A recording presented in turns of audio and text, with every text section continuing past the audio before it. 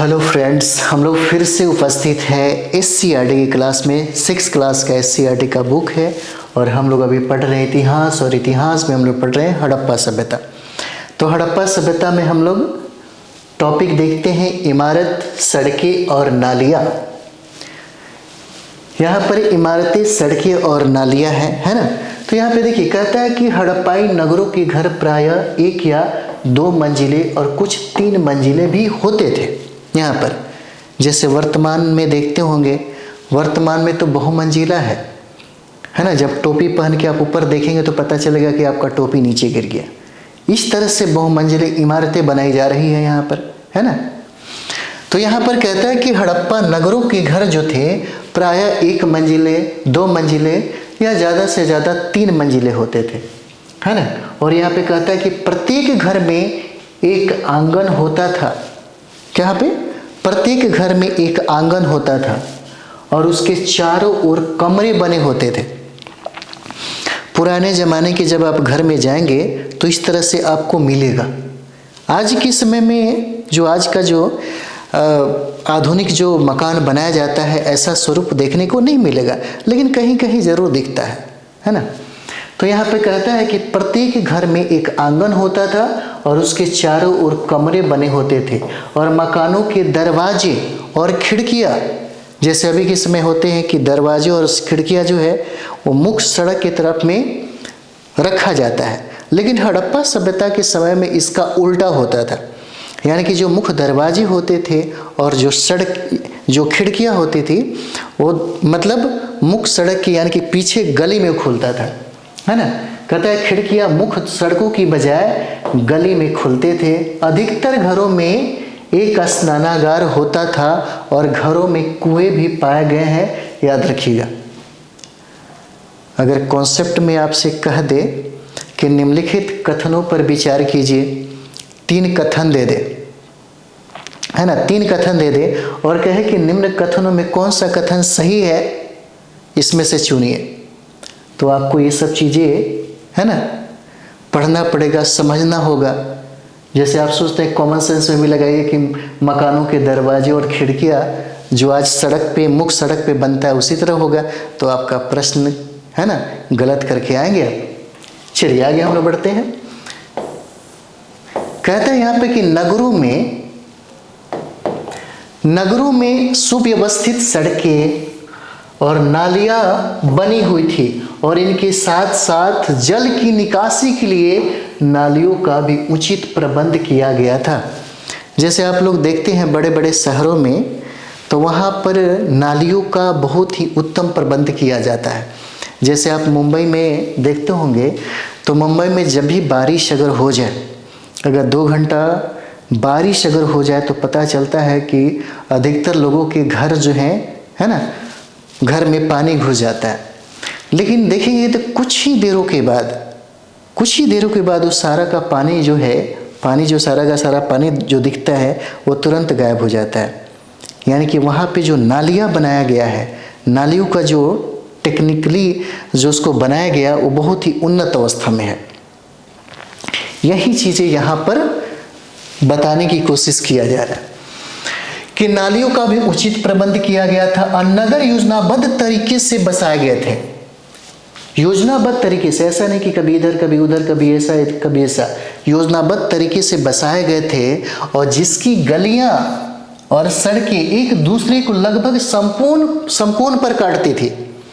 इस तकनीक की वजह से शहर कई आयताकार खंडों में विभाजित हो जाता था। कितना सुंदर बात है ना। जल निकासी की व्यवस्था बहुत अच्छी थी, इसीलिए तो हम लोग इस सभ्यता को नगरीकरण सभ्यता कहते हैं, शहरीकरण सभ्यता कहते हैं। क्यों कहते हैं और क्यों ये कहा जाता है कि समकालीन जितना भी सभ्यता था, चाहे वो मेसोपोटामिया की सभ्यता हो, मिस्र की सभ्यता हो या चाइना की सभ्यता हो, वो सारे सभ्यताओं से बहुत ही उन्नत अवस्था हड़प्पा सभ्यता की थी। यहाँ पर घरों से निकलने वाले मलजल पास की गली में बनी हुई मध्यम आकार की निकास नालियों तक पहुंचते थे और मध्यम आकार वाली नालियां बड़ी सड़कों के साथ साथ बने हुए बड़े नालों में मिलती थी और नाले ईंटों से ढके होते थे। बड़े नालों में जगह जगह पर आयताकार गड्ढे बने होते थे जिनमें गंदगी इकट्ठा होती रहती थी। गंदगी को एक निश्चित समय पर साफ किया जाता था। इससे पता चलता है कि हड़प्पा सभ्यता के लोग स्वास्थ्य और सफाई के प्रति कितने जागरूक थे, है ना। इससे क्या पता चलता है?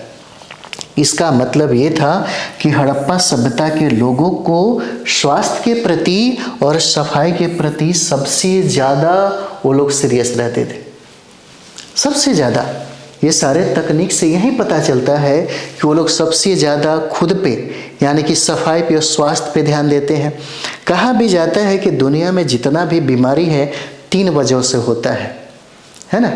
एक तो खान पान हो जाएगा, साफ सफाई हो जाता है और रहन सहन हो जाएगा। इसके अलावा और भी कोई चीज़ हो सकता है, लेकिन ज़्यादातर 3 ही मामले होते हैं रोग का। चलिए आगे बढ़ा जाए। यहाँ पर देखा जा सकता है ना, कितना खूबसूरत ये है सड़कें यहाँ की। चलिए नगरीय जीवन हम लोग देख लेते हैं। नगरीय जीवन में कहता है कि हड़प्पाई नगरों में पाई गई आवासीय इमारतें, सड़कें, गलियों एवं नालियों की सुनियोजित व्यवस्था इस तथ्य को उजागर करती है कि हड़प्पा के शहरों की योजना में कुशल शासक वर्ग का हाथ रहा होगा। क्यों हम न कह रहे हैं कि इसी का हाथ होगा? इसीलिए हम नहीं कह पा रहे हैं कि हमें ये बात पता है कि हड़प्पा से हमें लिपि तो प्राप्त होता है, लेकिन अभी तक अपठनीय होने के कारण, है ना, जहाँ पर हम पहुँचना चाहते वहाँ पर नहीं पहुँचा जा सकता। इसलिए एक संभावना व्यक्त किया जाता होगा। जैसे आप सोच के देखिए, इतना उन्नत प्रबंध करने वाला कोई ना कोई तो होगा। मेरा ये सोचना है। जैसे आप देखते हैं हड़प्पा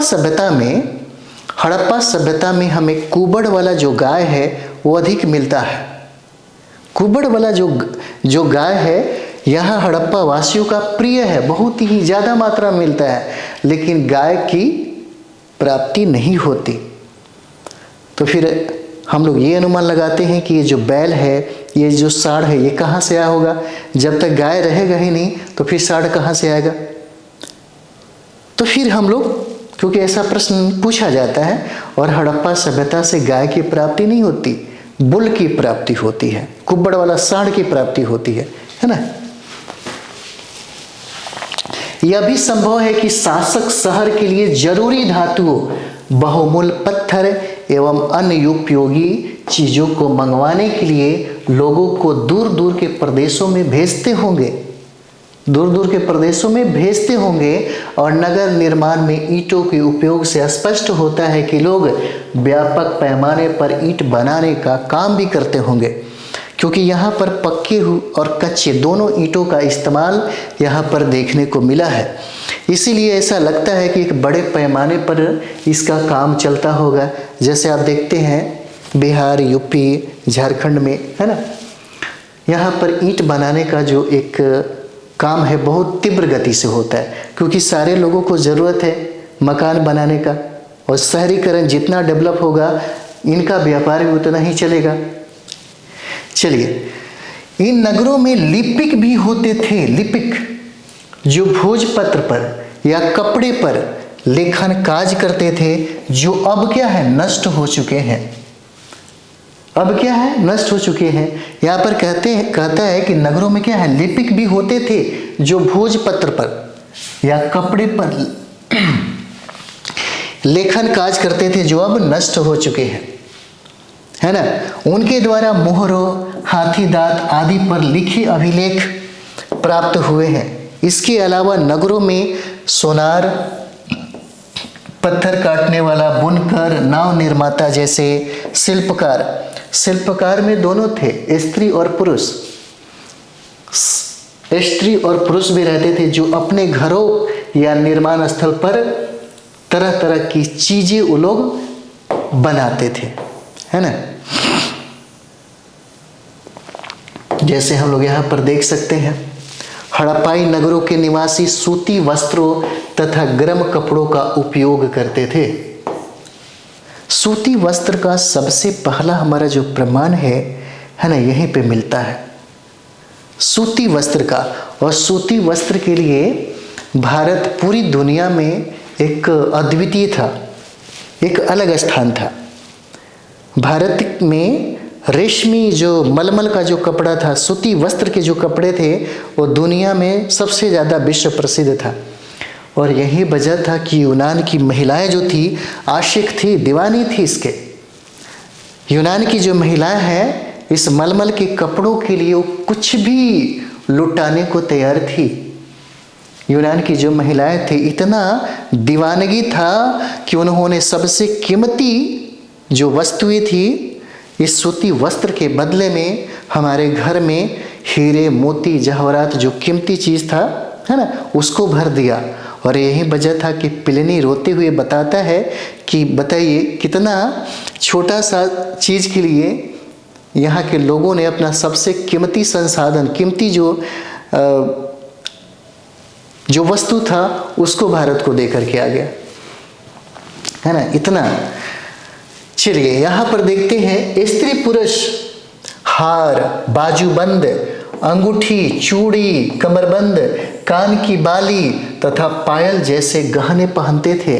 ये पहने अभी देख रहे हैं हम लोग, कोई मर्द नहीं पहन सकता। अगर कोई मर्द पहन ले अभी वर्तमान में तो पता नहीं लोग क्या क्या और किस दृष्टिकोण से देखने लगते हैं।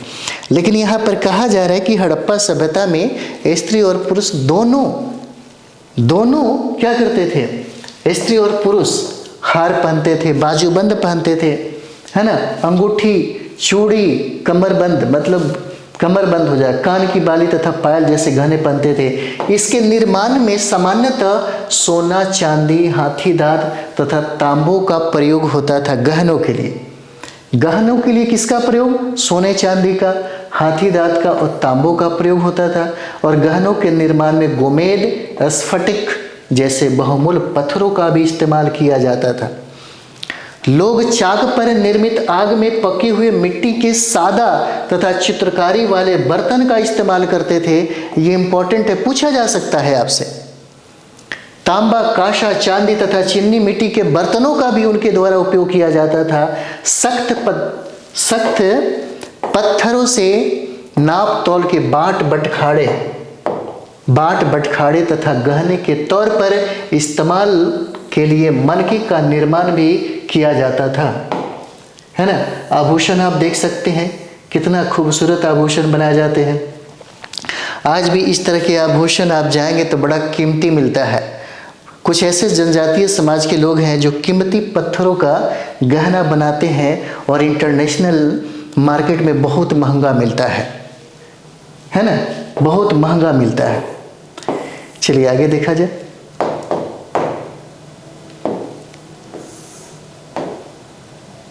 चलिए यहाँ पर कहता है कि बच्चों के खिलौने में छोटे चक्के वाली बैलगाड़ियाँ, पशु मूर्तियाँ आदि प्रमुख रूप से बनाई जाती थी। लोग पासे का खेल भी खेलते थे।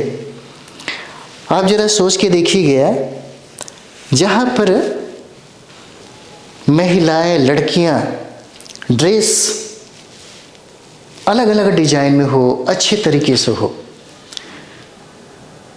उससे पता चलता है कि उस समाज में कितना डेवलपमेंट है। अगर आपके घर की लड़कियां, घर की बहनें, घर की अगर महिलाएं अच्छे तरीके से कपड़े अगर पहनते हो, कुछ डिजाइन, कुछ ऐसे, इसी से अंदाजा चल जाता है कि वो समाज कितना डेवलप होगा। हड़प्पा सभ्यता में भी कुछ ऐसा ही अनुमान लगाया गया। कहा जाता है कि हड़प्पा सभ्यता में सबसे ज़्यादा जो मृण मूर्तियाँ प्राप्त हुआ वो नारी का ही था। और यही वजह था कि इस समाज को, यानी कि हड़प्पाई समाज को हम लोग मातृ प्रधान समाज कहते हैं।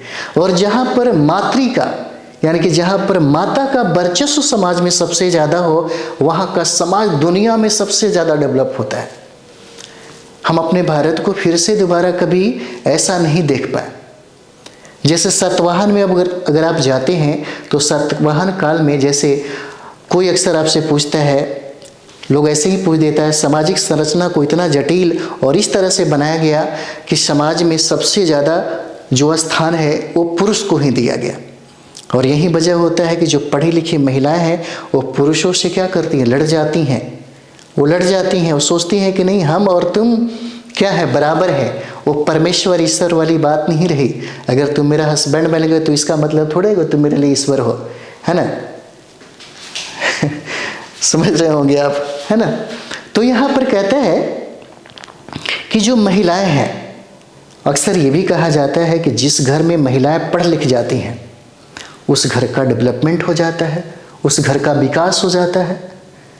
इसका मतलब है कि यहाँ पे महिलाओं की स्थिति जिस घर में होगी उस घर की स्थिति अच्छी होगी। तो जिस नगर में महिलाएं सबसे ज़्यादा पढ़ी लिखी होगी वो नगर डेवलप होगा। और यहाँ पे कहता है कि हड़प्पा सभ्यता में महिलाओं की स्थिति सबसे अच्छी थी। और जिस समाज में महिलाओं की स्थिति सम्मानजनक हो, हमारे भारत में तो बहुत बाद में, है ना, महिलाओं को अधिकार मिलता है वोट देने का।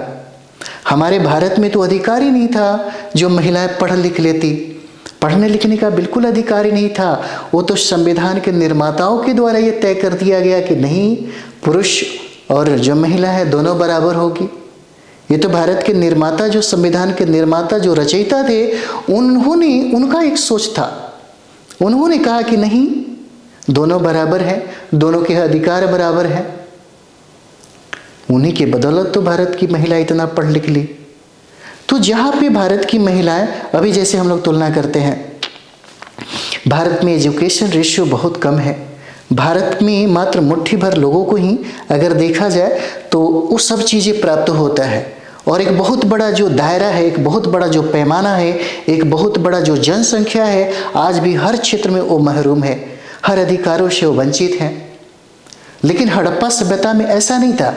जैसे कहने का मतलब है, हम लोग ये सोचते हैं कि भारत में एक बहुत बड़ा मंदिर बना दें, ये हमारे लिए एक बहुत बड़ा प्रोजेक्ट होगा। तो ये गलत सोचते हैं। हमारा मकसद मंदिर बनाकर एक बहुत बड़ा प्रोजेक्ट दिखाना नहीं होना चाहिए।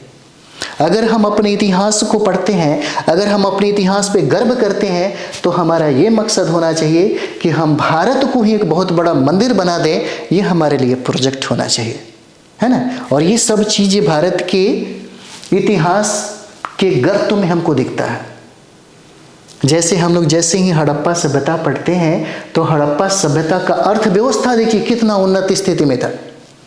हड़प्पा सभ्यता का समाज देखिए, समाज में महिलाओं का कद देखिए। आज अगर घर में कोई महिलाएं अपना डिसीजन दे दे, है ना, तो फिर हो गया उसका। जिस तरीके से बेटा 9-10 बजे 12 बजे रात को घर से जाता है और आता है ना, बर्थडे पार्टी हो तो चला जाता है। घर से लड़कियां अगर इस तरह से कह के जाए तो देखिए उसकी कुटाई कितना होने लगेगा, है ना। ये भारत के संविधान में लोगों को कितना समानता का अधिकार दिया गया। लेकिन हड़प्पाई समाज में बहुत सारा चीज़ें देखने को मिलता है। तो वहाँ की सामाजिक देखिए, वहाँ का अर्थव्यवस्था जिससे पता चल जाता है, जिसे पता चलता है कि वो समाज कितना डेवलप रहा होगा, है ना। चलिए आगे देखते हैं हम लोग। यहाँ मोहरे कहता है हड़प्पा सभ्यता के विशिष्ट लक्षण। क्या है लक्षण? तो हड़प्पाई शिल्पकला में शिल्पकारों द्वारा पत्थर की बनी मोहरे महत्वपूर्ण स्थान रखती है। मोहरों का प्रयोग संभवतः धनी लोग अपनी निजी संपत्ति को चिन्हित करने और पहचानने के लिए करते थे। किसका प्रयोग? मोहरों का। मोहरों का प्रयोग ध्यान से पढ़िए। कहता है कि मोहरों का प्रयोग संभवतः धनी लोग, जो अमीर लोग थे, वो अपने सामान पे मुहर लगाते होंगे, उसका इस्तेमाल करते होंगे। और अपने मुहर को, एक होता है कि हम अपनी सामग्री को पहचान सके, इसके लिए मोहरों का प्रयोग होता था। हड़प्पाई मोहरें अपनी 2 महत्वपूर्ण विशेषताओं के लिए जानी जाती है। प्रथम, इस पर जानवरों की सुंदर कलाकृतियां मिलती है। और यही वजह तो है, हड़प्पा सभ्यता के लिपि को भाव चित्रात्मक लिपि कहते हैं। वो जो लिपि है घोड़ा हाथी 2-3 शब्दों में ही पता नहीं पूरी कहानी सुना देता होगा, जो आज तक हमारे बहुत से ऐसे विद्वान हैं जो पुरातत्वविद हैं, भारत ही नहीं बल्कि पूरी दुनिया में अभी भी लोग कोशिश कर रहा है हड़प्पा सभ्यता के लिपि को पढ़ने का, लेकिन अभी तक वो लोग पढ़ नहीं पाया, सफल नहीं हो पाया। तो यही कहता है कि यहाँ पर जानवरों की सुंदर कलाकृतियाँ मिलती है और दूसरी इस पर कुछ लिखा होता था। मोहरों पर लिखी अधिकांश लेखों में 2 से 4 शब्द ही पाए गए हैं, 2 से 4 शब्द ही पाए गए हैं। इस तरह हड़प्पाई लोगों ने इसका इजाद किया। जैसे देख सकते हैं ये मोहर हो जाता है, हड़प्पाई मोहर देख सकते हैं। यहाँ पे ये जानवर इक्का दुक्का जो जानवर दिख रहा है, ये जानवरों का चित्र ये लोग लगाते थे। इसीलिए हड़प्पाई लिपि जो है ना, इसके मुहर को और इसकी लिपि को पिक्टोग्राफी कहा जाता है, भाव चित्रात्मक लिपि कहा जाता है ना। चलिए आगे बढ़ते हैं हम लोग। हड़प्पाई लोगों का है ना,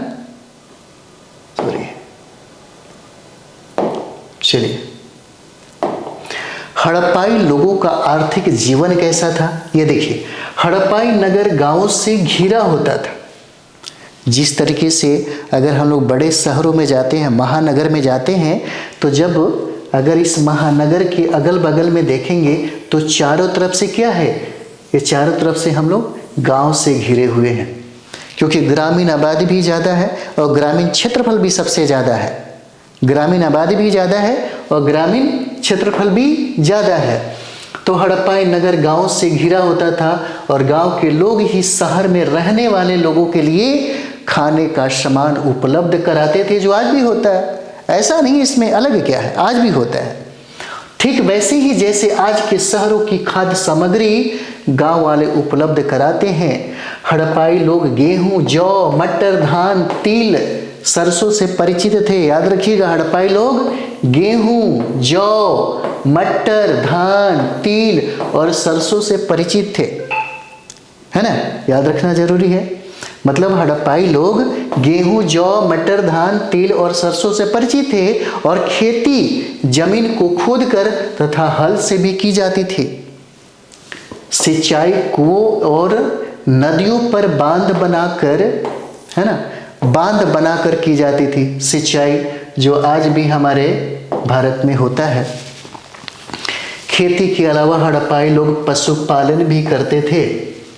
हड़प्पाई के लोग कृषि के अलावा पशुपालन भी करते थे और गाय, भैंस, भेड़ और बकरियां मुख्य पालतू पशु थे।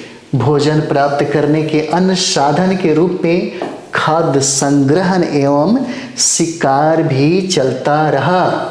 हड़प्पा संस्कृति में व्यापार का बड़ा महत्व था। क्या कहता है, बड़ा महत्व था किसका, व्यापार का। और यह व्यापार हड़प्पा सभ्यता के भीतरी एवं बाहरी क्षेत्र से भी होता था, लेकिन वस्तुओं के निर्माण के लिए आवश्यक कच्चे माल की उपलब्धता हड़प्पाई नगरों से अपर्याप्त थी। इसीलिए हड़प्पाई सभ्यता के लोग राजस्थान खेतड़ी से क्या लाते थे, तांबा। बहुत इंपॉर्टेंट है, बहुत बार ये सवाल जो है यह पूछा गया है, बहुत बार पूछा गया है कि वहाँ के जो लोग हैं, तांबा की प्राप्ति हमें कहाँ से होती है, तांबा की प्राप्ति हमें कहाँ से होती है ना। तो क्या होगा, ये राजस्थान के खेतड़ी से हमें प्राप्त होता है ना। और ये देखिए सोना कहाँ से प्राप्त होता है, तो सोना जो है ये कोलार यानी कि कर्नाटक के कोलार से सोना की प्राप्ति होती है। अफगानिस्तान एवं ईरान से चांदी वो लोग लाते थे, है ना। ये बहुत ज़रूरी है, इसको याद रखना जरूरी है, बहुत इंपॉर्टेंट है। बहुत बार ये प्रश्न पूछता है ना, कि हड़प्पाई सभ्यता के लोग राजस्थान खेतड़ी से तांबा, कर्नाटक कोलार से सोना, अफगानिस्तान ईरान से चांदी, अफगानिस्तान बदखसा से बैदुर मणि, मध्य एशिया से फिरोजा, गुजरात से समुद्री उत्पाद और जम्मू से लकड़ी आदि प्राप्त करते थे। और मेसोपोटामियाई अभिलेखों में मेलुहा की चर्चा मिलती है, बहुत इंपॉर्टेंट है, पूछा जा सकता है। मेलुहा की चर्चा कहाँ मिलती है, तो मेसोपोटामियाई अभिलेख में प्राप्त होती है। और मेलुहा सिंध क्षेत्र का प्राचीन नाम है। मेलुहा क्या है? सिंध क्षेत्र का प्राचीन नाम है। इससे स्पष्ट होता है कि हड़प्पा सभ्यता का व्यापारिक संबंध किससे था? मेसोपोटामिया की सभ्यता से भी इसका संबंध था, हड़प्पा सभ्यता का। इसका मतलब ये है कि हड़प्पा सभ्यता के साथ इनका व्यापारिक आदान प्रदान हुआ करता था, आयात निर्यात होता था, है ना। चलिए हम लोग नेक्स्ट वीडियो में नगरवासियों का धार्मिक जीवन जो है यहाँ हम लोग स्टार्ट करेंगे, है ना।